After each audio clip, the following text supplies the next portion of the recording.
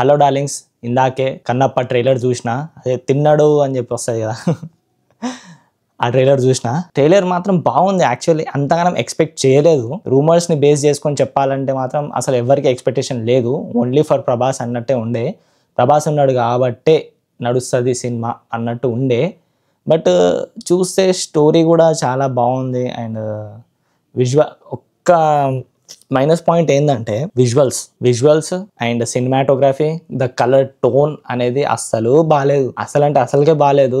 చూడబుద్దే కాలేదు. ఏదో సింపుల్ ఒక నార్మల్ షార్ట్ ఫిలిం, ఏం కలర్ గ్రేడింగ్ లేకుండా ఒక షార్ట్ ఫిలిం చూస్తామా అట్లా అనిపించింది. అదొక్కటి మైనస్ పాయింట్ అనిపించింది. కానీ చూస్తుంటే ట్రైలర్ కట్ మాత్రం చాలా బాగా చేసిండ్రు. అసలు ఇంత బాగా చేస్తారని చెప్పి అస్సలు అనుకోలేదు. ఏముందని చెప్పి చేస్తారైనా అని అనుకున్నా. ట్రైలర్ మాత్రం క్వైట్ గుడ్ అన్నట్టు అనిపించింది. అండ్ శివయ్య అని చెప్పి అంటాడు, దీంట్లో అయితే అది లేదు. టీజర్లో ఉంది, దీంట్లో అట్లాంటివి ఏం లేవు. మ్యూజిక్ ఇంకొంచెం ఉండే అసలు మ్యూజిక్ ఇంకొంచెం ఉంటే బాగుండేనేమో అన్నట్టు అనిపించింది. బికాజ్ ట్రైలర్ కట్ ఇంత మంచిగా చేసినప్పుడు కూడా మ్యూజిక్ ఇవ్వలేకపోతే ఏంటంటే అట్రాక్టింగ్ ఉండదు ట్రైలర్ అనేది. కొంచెం మనకు గుర్తుండిపోవాలంటే మనకు సీన్స్ కాదు కావాల్సింది, మ్యూజిక్ కరెక్ట్గా ఉంటే ఏంటంటే గుర్తుండిపోతుంది మనకు.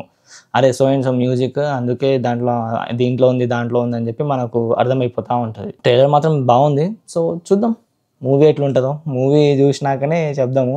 ప్రభాస్ అన్న డెమిగాడ్, సూపర్, అసలు ఎక్సలెంట్. అసలు చాలా బాగా చూపెట్టిండ్రు.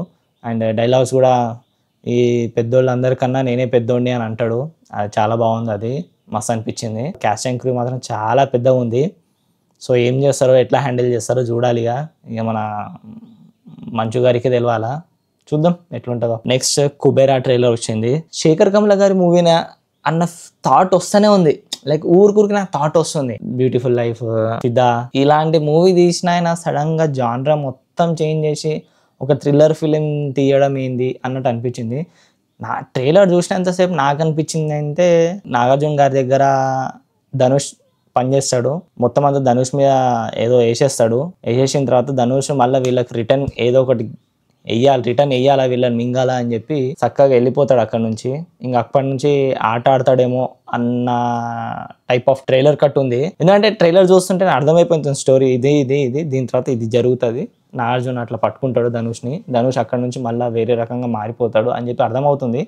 ఏమో నేను చెప్పింది కరెక్ట్ కావచ్చు కాకపోవచ్చు నాకు తెలియదు.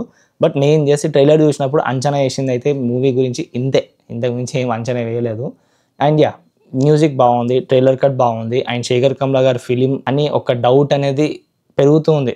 ఎందుకంటే శేఖర్ కమ్ల గారు feel good love story films అనేది ఇచ్చేవాళ్ళు. మరి ఇప్పుడు సడన్ గా ఈ జానర్ చేంజ్ అయిందో, మరి క్యాస్ట్ కూడా పెద్దగానే తీసుకున్నారు. ధనుష్, నాగార్జున, రష్మిక మందన, ఇంకా విలన్లు కూడా చాలా మంది పెద్దోళ్ళే ఉన్నారు. సో దీన్ని బట్టి చూసుకుంటే చూడాలి. ఇంట్రెస్టింగ్ ఉంది, ఇంట్రెస్టింగ్ లేదని కాదు, ఇంట్రెస్టింగ్ ఉంది. అండ్ దట్టు చూడాలని ఆతృత కూడా పెరిగింది. ఆ ట్రైలర్ చూసిన తర్వాత నాకు టీజర్ అంతగా అనిపించలేదు, జస్ట్ ఓకే అనిపించింది. ట్రైలర్ కట్ మాత్రం మంచి అనిపించింది. ఓ మంచి మూవీ మన ముందటికి వస్తుంది 2025లో తెలుగు టాలీవుడ్ నుంచి అన్నట్టు అనిపించింది. సో చూద్దాం. మ్యూజిక్ అయితే డిఎస్పి ఆబ్వియస్లీ బాగుంటుంది. ట్రైలర్లో ఒక 1 minute 30 seconds అయిపోయిన తర్వాత ఒక మ్యూజిక్ వస్తుంది. ఆల్రెడీ అది లిరికల్ వీడియో వచ్చినట్టుంది. సో ఆ మ్యూజిక్ మాత్రం చాలా బాగుంది డిఎస్పిగా అది. And remaining cinematography and everything is good అనిపించింది ట్రైలర్ కట్లో. సో మూవీ ఎలా ఉందో చూద్దాం. June 20కి వస్తుంది. చూసి రివ్యూ చేసి పెడతా. సో నెక్స్ట్ 8 వసంతాలు, అదే 8 వసంతాలు అని చెప్పి ఉంది కదా, దాన్ని కూడా ట్రైలర్ వచ్చింది నిన్న. లైక్ మధ్యాహ్నం అనుకుంటా. అప్పటికప్పుడు చూడలేదు నేను, తర్వాత చూసిన. బట్ ఏంటంటే అదే ఫణీంద్ర మనకు మొన్న థగ్ లైఫ్ గురించి ఇంటర్వ్యూ ఇచ్చినప్పుడు థగ్ లైఫ్ గురించి ఒక చిన్న కాంట్రవర్సీ అయింది కమల్ హాసన్ గారిది. అండ్ మీకేం అర్హత ఉందని చెప్పి మీరు రివ్యూ ఇస్తున్నారు అని చెప్పి ఒక చిన్న కాంట్రవర్షియల్ స్టేట్మెంట్ అనేది రిలీజ్ చేసిండు ఆయన. సో ఆయననే ఈ 8 వసంతాల డైరెక్టర్. సో ఇప్పుడు చూద్దాము ఎట్లుంటుందో సినిమా చూసిన తర్వాత రివ్యూ ఇస్తా కదా, అప్పుడు చెప్తా ఆయన సంగతి ఏందో. ఎందుకంటే అర్హత ఉందో లేదో ఆయన మనకు చెప్పిండు కదా. సో అర్హత ఉందో లేదో ఆ సినిమా చూసిన తర్వాత మనమే చెప్దాము ఎట్లుంది సినిమా అనేది. ట్రైలర్ మాత్రం క్వైట్ ఇంట్రెస్టింగ్ ఉంది. ట్రైలర్లో మాత్రం బాగాలేదు అనేది ఎక్కడ కూడా కనిపించలేదు. బికాస్ మంచి వైడ్ యాంగిల్ షాట్స్ యూజ్ చేసిండ్రు. అండ్ సినిమాటోగ్రఫీ, కలర్ గ్రేడింగ్ చాలా బాగుంది ట్రైలర్ కట్లో. ఆమె టైకుండో, కరాటే అవి నేర్చుకుంటా ఉంటుంది. దాంతో పాటుగా అది జరిగిపోయిన తర్వాత లవ్లో పడుతుంది. లవ్లో పడుతుంది. సో అక్కడ నుంచి మూవీ ముందడికి సాగుతూ ఉంటుంది. సో ట్రైలర్ కట్లో మాత్రం ఇది చూపెట్టిండ్రు, అది బాగుంది చెప్పాలంటే. ట్రైలర్ ఏదో నార్మల్ క్యాజువల్ ఫిలిం లాగా కాకుండా ఇది ఫస్ట్ ఈ ట్రైనింగ్ ఇదంతా చూపెట్టి తర్వాత ఇట్లా లవ్లో పడడం ఇది చూపెట్టిండు, బాగుంది. బట్ అది లోగో అనేది సీతారామం లోగో ఉంది కదా, సేమ్ అక్కడ నుంచే కాపీ పేస్ట్ చేసినట్టుంది.